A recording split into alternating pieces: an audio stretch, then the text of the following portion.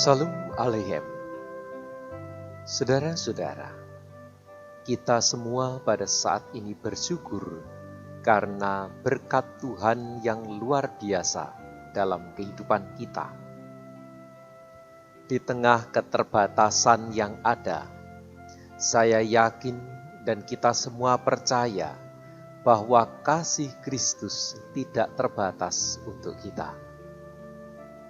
Pada saat ini, kita akan memasuki ibadah khusus dan kiranya Tuhan memampukan kita untuk mendengar dan melakukan setiap sabdanya dalam hidup kita.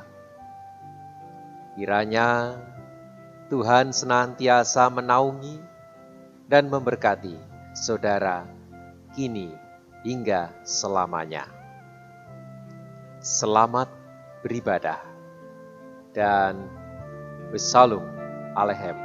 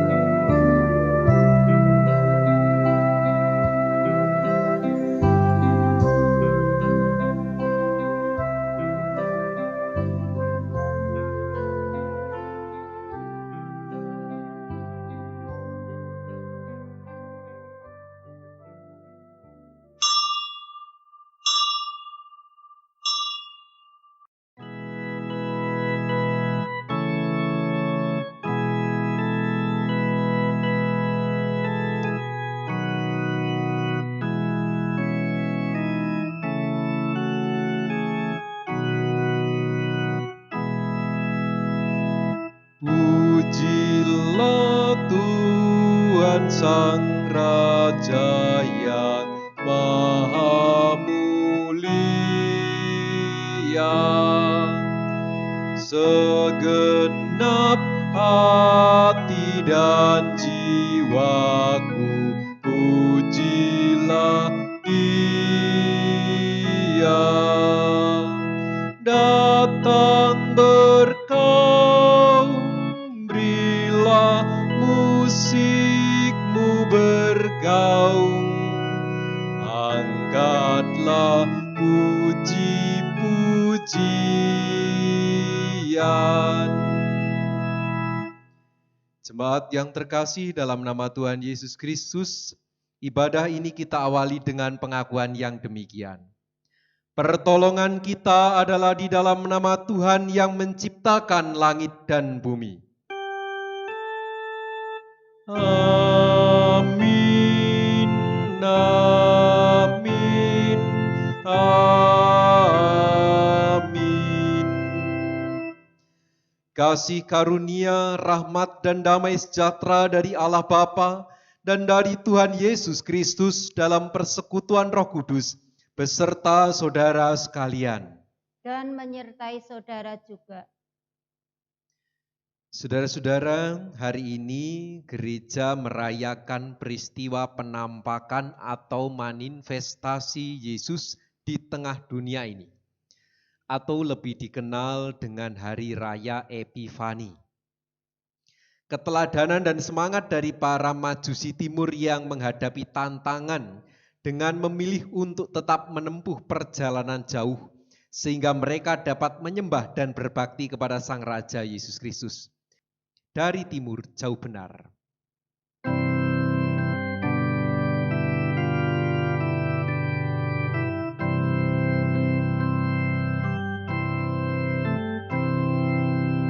Dari timur jauh benar, kami cari Raja benar.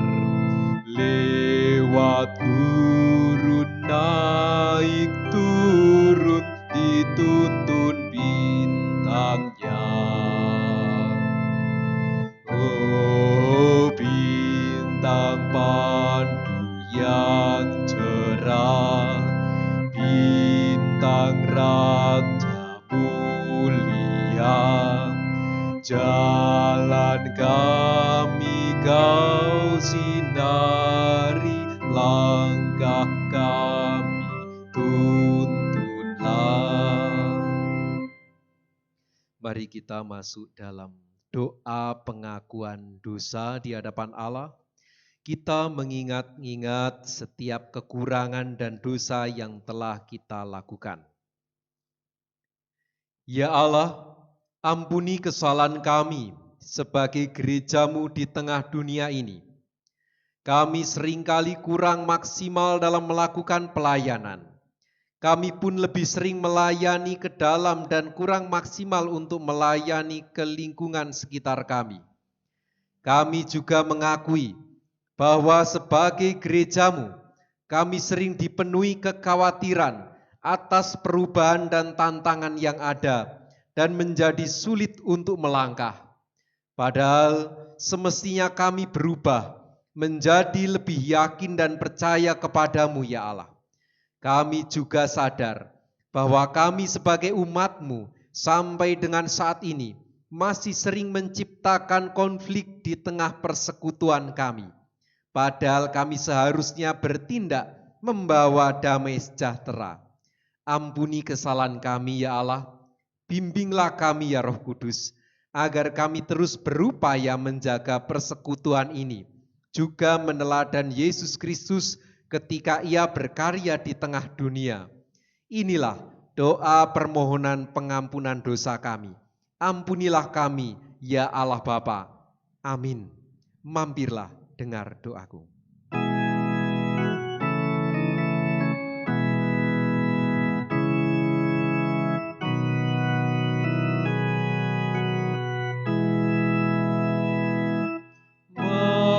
Mampirlah dengar doaku, Yesus penebus. Orang lain Kau hampiri, jangan jalan terus. Yesus Tuhan, dengar doaku. Orang lain Kau hampiri, jangan jalan terus. Jemaat dipersilakan berdiri, kita menerima berita anugerah. Bagi setiap kita yang menyadari dosanya serta berjanji untuk hidup dalam jalan Tuhan, maka terimalah berita anugerah dari Tuhan dengan penuh syukur yang terdapat dalam firman Allah dalam Yeremia 31 ayat 3. Dari jauh Tuhan menampakkan diri kepadanya. Aku mengasihi engkau dengan kasih yang kekal. Sebab itu, aku melanjutkan kasih setiaku kepadamu. Demikianlah berita anugerah dari Tuhan. Syukur kepada Allah. Tuhan Yesus Kristus dengan kasih-Nya sudah menebus kita, karena itu marilah kita saling mengasihi dan saling mengampuni dengan saling memberi salam damai dengan anggota keluarga kita di kanan dan kiri kita. Salam damai. Jemaat yang terkasih dalam nama Tuhan Yesus Kristus, bersilakan duduk kembali dan kita akan menerima sabda Tuhan. Sebelumnya mari kita masuk dalam doa saya hantarkan. Allah yang Maha Kasih, kami mau membaca dan mendengarkan perenungan tentang firman-Mu. Ya Roh Kudus, berkatilah kami agar kami tidak hanya mendengarkan, tetapi juga dimampukan untuk melakukannya dalam hidup kami. Dalam nama Yesus Kristus, Sang Firman yang hidup, kami berdoa. Amin. Sabda-Mu abadi, suluh langkah kami yang mengikutinya, hidup sukacita. Bacaan sabda Tuhan pada saat ini diambil dari Injil Yesus Kristus menurut Markus pasal yang pertama, ayat yang keempat sampai dengan 11. Inilah Injil Yesus Kristus. Demikianlah Yohanes Pembaptis tampil di padang gurun dan menyerukan, "Bertobatlah dan berilah dirimu dibaptis, dan Allah akan mengampuni dosamu." Lalu datanglah kepadanya orang-orang dari seluruh daerah Yudea dan semua penduduk Yerusalem, dan sambil mengaku dosanya mereka dibaptis di sungai Yordan. Yohanes memakai jubah bulu unta dan ikat pinggang kulit, dan makanannya belalang dan madu hutan. Inilah yang diberitakannya. "Sesudah aku akan datang Ia yang lebih berkuasa daripadaku. Membungkuk dan membuka tali kasutnya pun aku tidak layak. Aku membaptis kamu dengan air, tetapi Ia akan membaptis kamu dengan Roh Kudus." Pada waktu itu, datanglah Yesus dari Nazaret di tanah Galilea, dan Ia dibaptis di sungai Yordan oleh Yohanes. Pada saat Ia keluar dari air, Ia melihat langit terkoyak, dan roh seperti burung merpati turun ke atasnya. Lalu terdengarlah suara dari surga, "Engkaulah anakku yang kukasihi, kepadamulah aku berkenan." Demikianlah Injil Tuhan Yesus Kristus. Yang berbahagia adalah setiap kita yang mendengarkan firman Tuhan dan memeliharanya dalam hidup sehari-hari. Haleluya, haleluya, haleluya.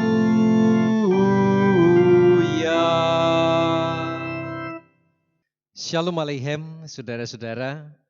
Pada saat ini kita masuk dalam Hari Raya Epifani.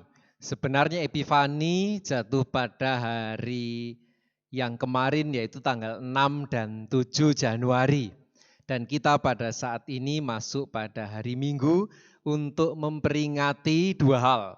Yang pertama penampakan Tuhan Yesus, dan yang kedua yaitu baptisan Tuhan Yesus. Bacaan kita pada saat ini juga berkaitan dengan pembaptisan Tuhan Yesus. Seperti yang kita baca tadi dalam Injil Yesus Kristus menurut Markus pasal pertama ayat 4 sampai dengan ayat yang ke-11. Nah, saudara-saudara, berbicara tentang baptis, apa sih baptis itu? Baptis itu diambil dari bahasa Yunani, yang arti harafiahnya yaitu di sana menenggelamkan. Namun dalam bahasa Ibrani, baptis itu diterjemahkan dengan kata ra'at. Jadi ra'at itu berarti apa? Atau rahat itu berarti apa? Membenamkan diri di air, mandi, membasuh, mencuci. Bahkan rahat juga dipakai untuk arti secara majas, yaitu memurnikan. Nah, saudara-saudara, misal kalau kita membaca dalam Perjanjian Lama, di sana kata rahat atau dalam bahasa Yunani baptiso, dalam bahasa Indonesia baptis, itu kita bisa lihat akarnya dari Keluaran 40 ayat 12 sampai dengan 15. Saya akan baca untuk kita semua. Keluaran pasal 40 ayat 12 sampai 15. "Kemudian kau suruhlah Harun dan anak-anaknya datang ke pintu kemah pertemuan, dan kau basuhlah mereka dengan air. Kau kenakanlah pakaian yang kudus kepada Harun, kau urapi dan kau kuduskanlah dia supaya ia memegang jabatan imam bagiku. Juga anak-anaknya, kau suruhlah mendekat dan kau kenakan kemeja kepada mereka. Urapilah mereka seperti engkau mengurapi ayah mereka, supaya mereka memegang jabatan imam bagiku Dan ini terjadi supaya berdasarkan pengurapan itu, mereka memegang jabatan imam untuk selama-lamanya turun-temurun. Dalam perjanjian lama, seorang yang akan ditabiskan menjadi imam, dia harus diurapi dan sebelumnya dia harus dibasuh atau disucikan, harus dibaptis, harus dirahat. Terutama di ayat 12. Ini supaya kita tahu, saya akan membaca kata aslinya demikian. Ini ayat Keluaran pasal 40 ayat yang ke-12. Vehirafta et Harun ve'et banav el petak ohel mo'et verahatsta.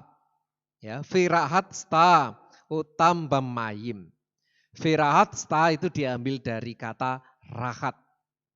Dan begitu juga kalau kita melihat dalam Imamat 16 ayat 4, di sana juga ada kata rahat itu, ada kata membasuh di sana. Yaitu imam besar harus membasuh dirinya terlebih dahulu sebelum dan sesudah memasuki kemah suci atau bait Allah. Begitu juga dalam arti majas, yaitu rahat diartikan sebagai pemurnian, itu kita baca dalam Yesaya pasal 16. Di sana dituliskan dalam bahasa aslinya demikian. Rahatstu hisaku hasiruro hamalechem min neget enai hildu hara. Jadi di sana ada kata rahatsu, basuhlah, bersihkanlah dirimu, jauhkanlah perbuatan-perbuatanmu yang jahat. Itu dalam terjemahan aslinya demikian. Nah, dengan kata lain, baptis berarti secara garis besar itu memang bermakna seperti di awal saya katakan tadi, membenamkan diri, bahkan mandi, mencelupkan diri itu dan membasuh diri. Itu juga baptis atau rahat tadi. Dan di arti majasnya yaitu di sana dipakai untuk sarana memurnikan diri. Jadi baptis itu sebagai sarana memurnikan diri supaya orang semakin dimurnikan imannya dan taat kepada Allah. Itu arti baptis, arti rahat juga. Basuhlah, bersihkanlah dirimu. Ini proses untuk membersihkan diri disebut rahat. Saudara-saudara, itu secara umum. Baptisan dalam Alkitab demikian. Nah, baptisan yang dilakukan Yohanes terhadap Tuhan Yesus bagaimana? Seperti bacaan kita tadi di ayat 4. Demikianlah Yohanes Pembaptis tampil di padang gurun dan menyerukan, bertobatlah dan berilah dirimu dibaptis dan Allah akan mengampunimu. Allah akan mengampuni dosamu.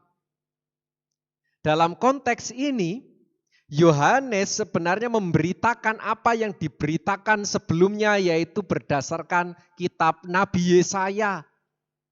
Yaitu agar orang memurnikan dirinya, agar orang menyucikan dirinya, supaya orang itu mau bertobat dan mengikuti kehendak Allah. Karena itu bertobatlah dan berilah dirimu dibaptis dan Allah akan mengampuni dosamu. Konteks bacaan Markus, di dalam kesaksian Markus ini Yohanes membaptis dalam rangka supaya orang mau bertobat. Nah, namun yang menjadi khas pada peristiwa pembaptisan Tuhan Yesus ini, baptis yang dilakukan Yohanes terhadap Tuhan Yesus memiliki makna yang khusus. Memang secara umum baptis menyucikan, menghapus dosa supaya Tuhan menghapus dosa manusia, supaya orang bertobat. Tetapi yang terjadi di dalam Tuhan Yesus ada yang berbeda. Ketika Yohanes melaksanakan pembaptisan kepada Tuhan Yesus di ayat 10 dan 11. Pada saat ia keluar dari air, ia melihat langit terkoyak dan roh seperti burung merpati turun ke atasnya. Lalu terdengarlah suara dari surga, engkaulah anakku yang kukasihi, kepadamulah aku berkenan.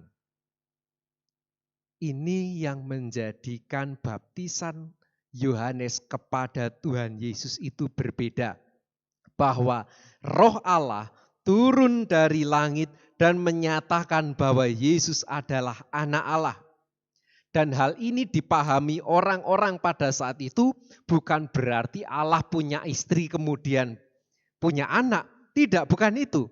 Bahwa ayat ini ingin menjelaskan dan diterima orang pada saat itu, kata-kata Allah ini, kata-kata Roh ini, orang menerimanya bahwa Yesus adalah firman Allah dalam kesaksian Yohanes.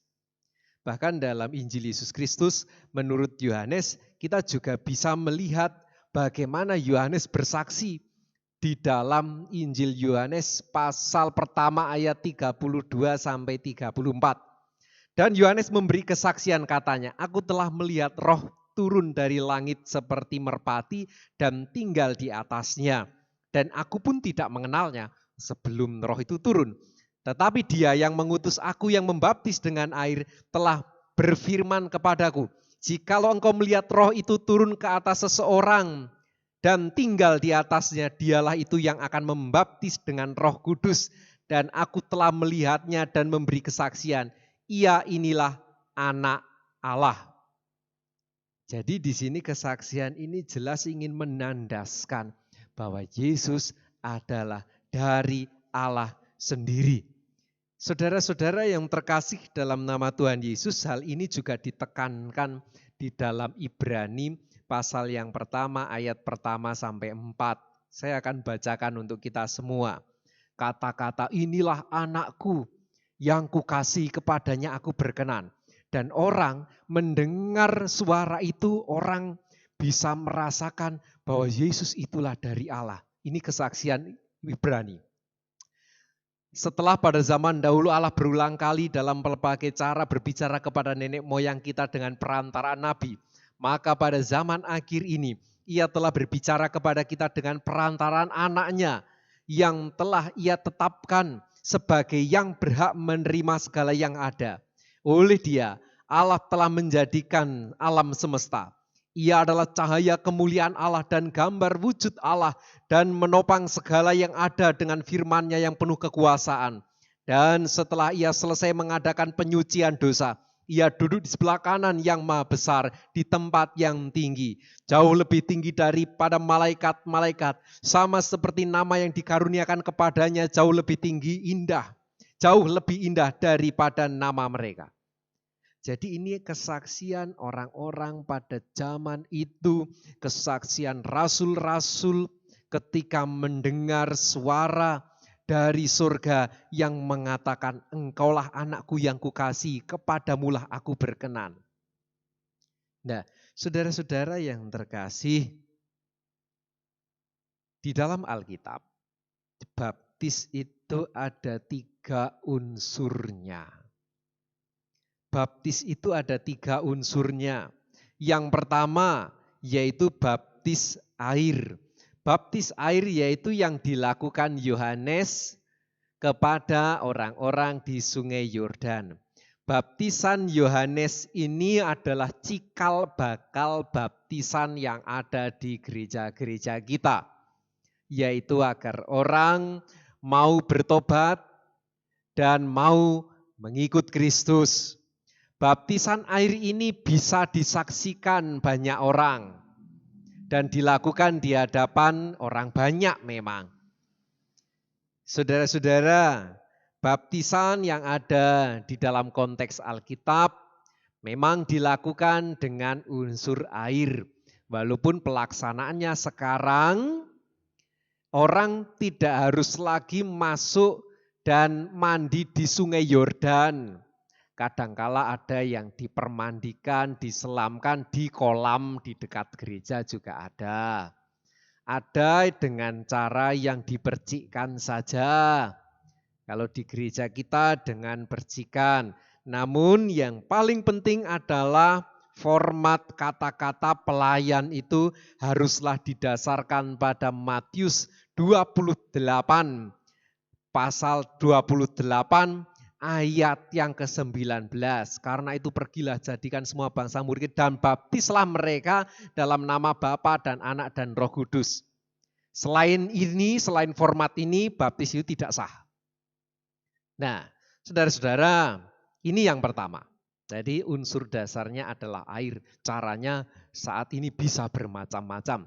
Namun format pelayanan yang harus dilakukan adalah dengan menyebut nama Allah Bapa, Anak, dan Roh Kudus.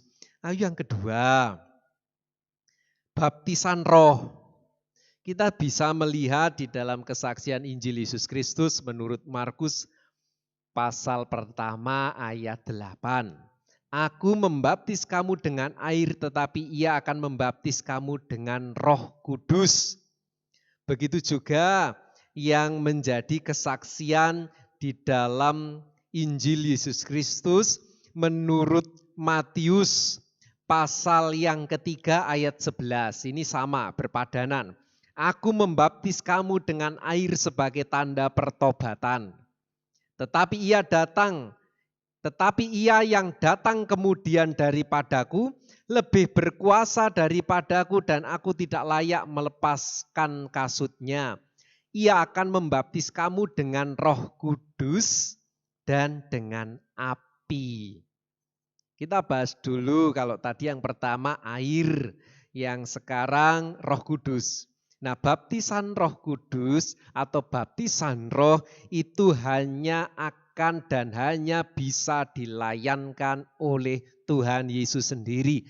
Demikian kesaksian dari Alkitab. Tidak bisa dilayankan orang, tidak bisa dan tidak mungkin bisa. Kalau ada orang yang mengaku, wah saya dibaptis roh oleh pendeta ini. Atau mungkin ada pendeta, saya bisa membaptis roh saudara. Itu jelas bohong. Karena Alkitab jelas-jelas mengatakan, kesaksian Yohanes, kesaksian di dalam Markus, begitu juga kesaksian Matius. Yohanes mengatakan bahwa yang membaptis Roh Kudus adalah hanya Tuhan Yesus. Dan itu nyata pada peristiwa Pentakosta, turunnya Roh Kudus. Jadi saudara-saudara, pencurahan Roh Kudus itu bisa terjadi pada saat baptis anak maupun dewasa. Bisa terjadi pada saat itu. Hanya tidak bisa dilihat tetapi bisa dirasakan dampaknya. Bisa terjadi setelah baptisan itu. Jadi tidak bisa kita melihat, wah itu dia sedang dibaptis percik dan dibaptis Roh Kudus. Tidak bisa. Yang bisa kita lihat, oh dia sudah dibaptis dalam nama Bapa, Anak, dan Roh Kudus. Dengan air unsur dasarnya. Tetapi baptisan roh tidak bisa kita lihat. Tetapi itu terjadi kepada orang-orang percaya. Dan orang yang telah dibaptis roh itu dibaptis dalam Roh Kudus, orang itu pasti bisa membuahkan buah-buah roh dalam kehidupannya sesuai dengan karunia yang Tuhan berikan. Itu baru bisa kita lihat buahnya. Ini. Lalu yang terakhir, seperti dalam kesaksian Matius tadi melengkapi apa yang disampaikan oleh Markus, bahwa ia yang akan datang yaitu Tuhan Yesus, ia akan membaptis kamu dengan Roh Kudus dan api. Berarti ada baptisan dengan unsur api. Apa maksudnya? Apakah berarti setiap orang Kristen, orang percaya harus dibakar, dipanggang dulu seperti babi guling? Oh tidak demikian. Tetapi arti dari ini kita menggunakan penafsir, ini majas. Baptisan api yang dimaksudkan Yohanes di dalam kesaksian Matius, di sana sebenarnya ada lambang pemurnian. Seperti emas dimurnikan dengan api. Nah, orang percaya dimurnikan dengan apa? Dengan kesediaannya mengikuti jalan Tuhan, siap sedia untuk mengikut Kristus walaupun mengalami penderitaan-penderitaan. Api itu memurnikan. Api tantangan, api penderitaan itu juga memurnikan setiap orang percaya. Bukan menghukum tetapi memurnikan. Seperti dalam kesaksian Matius 3 ayat 12. Bagaimana Tuhan memurnikan, membersihkan gandum-gandum dari kulitnya, dari buluh-buluhnya yang tidak berguna. Matius 3 ayat 12 menuliskan, alat penampi sudah di tangannya. Ia akan membersihkan tempat pengirikannya dan mengumpulkan gandumnya ke dalam lumbung. Tetapi debu jerami itu akan dibakarnya dalam api yang tak terpadamkan. Saudara-saudara, pada masa ini, marilah kita saling menguatkan. Saat ini kita juga diizinkan oleh Tuhan untuk mengalami penderitaan-penderitaan dan tantangan-tantangan. Tantangan yang terjadi antara iman dan pandemi ini, sakit penyakit. Dan tidak hanya itu ternyata. Tantangan akibat pandemi ini orang kemudian tidak bisa bekerja sebagaimana sebelum pandemi. Mencari pekerjaan sulit. Ketika sudah bekerja, katakanlah pedagang, mencari konsumen juga sulit karena orang disertai rasa takut. Nanti nek ke sana bagaimana, nek ketemu orang bagaimana, nek warungnya rame gak jadi masuk. Nah, di sini orang percaya diuji, dimurnikan antara iman dan sakit penyakit, antara iman dan pekerjaan, antara iman mungkin dengan pasangan hidup, antara iman dengan kejujuran dan lain sebagainya. Bisa jadi orang kemudian jatuh kepada rasa takut dan kemudian meninggalkan Tuhan. Atau sebaliknya, wah saya punya iman yang besar, kalau kemana-mana tidak perlu memakai masker karena iman saya sudah luar biasa. Cukup didoakan saja di dalam kamar dan kita tidak perlu melakukan apa-apa. Bisa jadi orang jatuh demikian ke kesalahan yang berikutnya. Padahal iman harus diwujudkan dalam perbuatan. Doa-doa harus diwujudkan dalam perbuatan. Dalam suasana yang serba menyulitkan ini, iman kita diuji, iman kita sedang dirahat, iman kita sedang dibersihkan, iman kita sedang dimurnikan.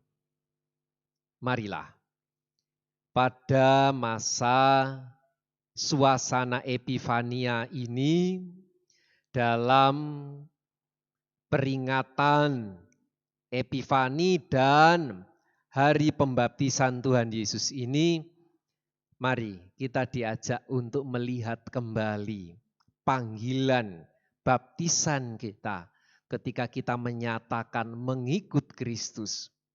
Apakah kita sudah benar-benar diberikan Roh Kudus dan iman kita sudah tahan uji dan murni?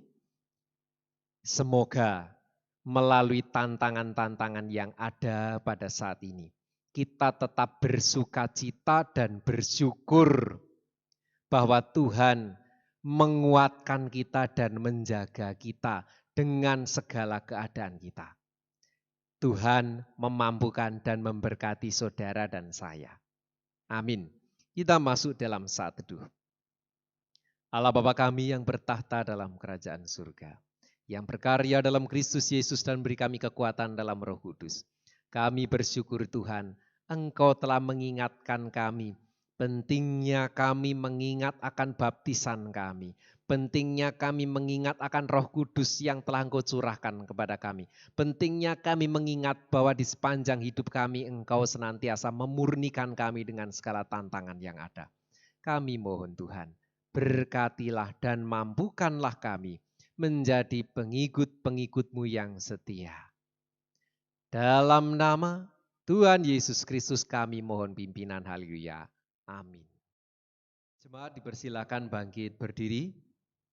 Mari kita mengaku iman bersama dengan orang-orang percaya di seluruh dunia dan di sepanjang abad dengan mengungkapkan pengakuan iman rasuli. Demikian. Aku percaya kepada Allah Bapa yang Maha Kuasa, Khalik langit dan bumi, dan kepada Yesus Kristus anaknya yang tunggal Tuhan kita, yang dikandung daripada Roh Kudus, lahir dari anak darah Maria, yang menderita di bawah pemerintahan Pontius Pilatus, disalibkan, mati dan dikuburkan, turun ke dalam kerajaan maut. Pada hari yang ketiga bangkit pula dari antara orang mati, naik ke surga, duduk di sebelah kanan Allah Bapa yang Maha Kuasa, dan akan datang dari sana untuk menghakimi orang yang hidup dan yang mati. Aku percaya kepada Roh Kudus, gereja yang kudus dan am, persekutuan orang kudus, pengampunan dosa, kebangkitan daging, dan hidup yang kekal. Amin. Mari kita bersama-sama masuk dalam doa syafaat, persembahan, dan penutup. Kita berdoa.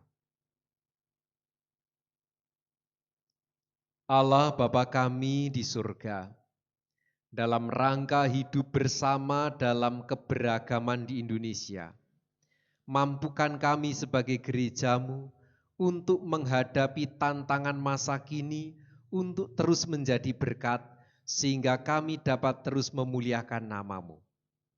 Bantulah kami, ya Roh Kudus, sehingga kami dapat hidup berdampingan bersama-sama dengan orang, dengan damai sejahtera dan tidak berlomba-lomba mengejar kesemuan di dunia ini.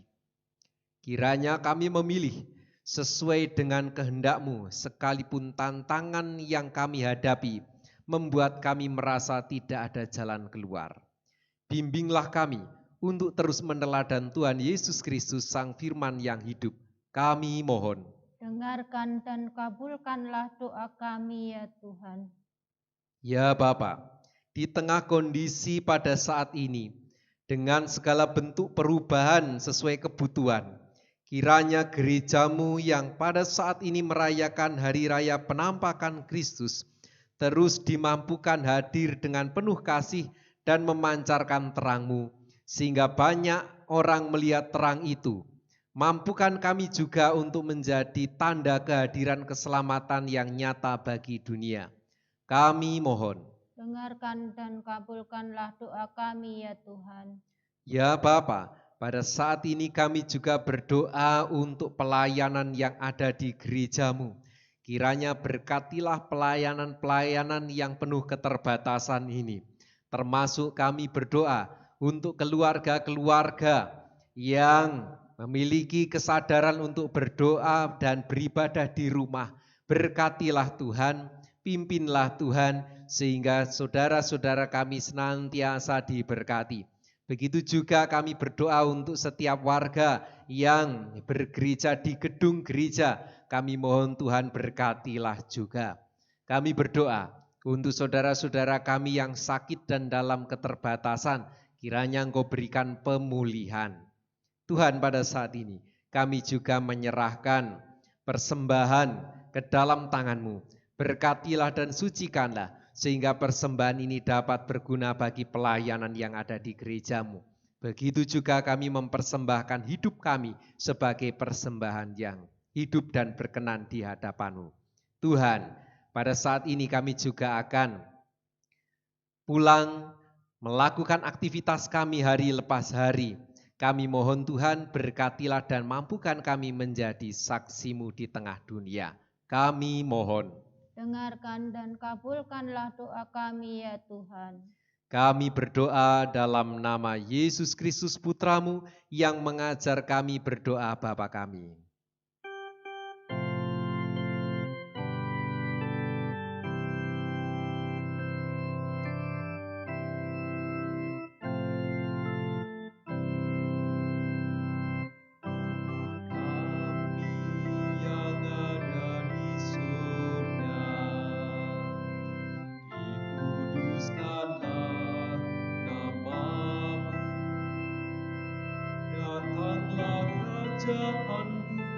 Jadilah kehendak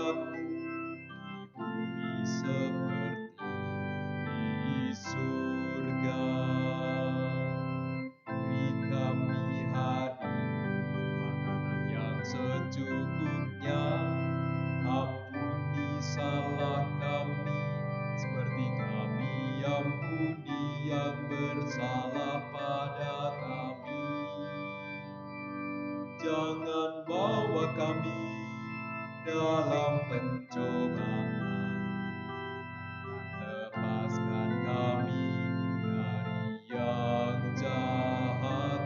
Sebab Kaulah yang punya kerajaan dan kuasa dan kemuliaan sampai selama-lamanya. Amin. Amin.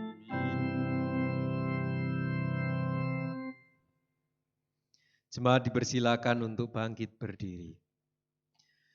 Saudaraku yang dikasihi Allah, mari bersama kita melihat bahwa tantangan yang kita hadapi tidak membuat kita putus berkarya di tengah dunia ini untuk membawa damai. Kiranya kita terus mengingat dan bersyukur atas setiap penyertaan Allah dalam kehidupan kita. Berkaryalah terus untuk menjaga perbedaan sebagai anugerah dari Allah dan wartakan karya Allah dimanapun kita berada tanpa jemu. Tuhan Yesus, tolonglah kami agar senantiasa berkarya seperti Engkau tanpa menyerah sekalipun berjumpa dengan tantangan. Arahkanlah hatimu kepada Tuhan. Kami mengarahkan hati kami kepada Tuhan. Jadilah saksi Kristus. Kami siap menjadi saksi Kristus, Terpujilah Allah Bapa, Anak dan Roh Kudus. kini dan selamanya. Pergilah dalam damai sejahtera dan terimalah berkat dari Tuhan. Tuhan memberkati engkau dan melindungi engkau. Tuhan menyinari engkau dengan wajah-Nya dan memberi engkau kasih karunia. Tuhan menghadapkan wajah-Nya kepadamu dan memberi engkau damai sejahtera. Amin. Haleluya, haleluya, haleluya, haleluya, haleluya, amin, amin, amin.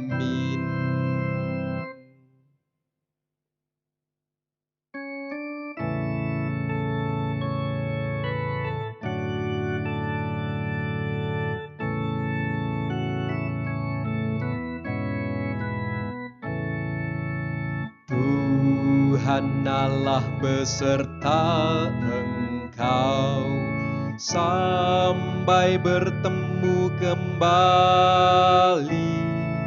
Kasih Kristus mengawali.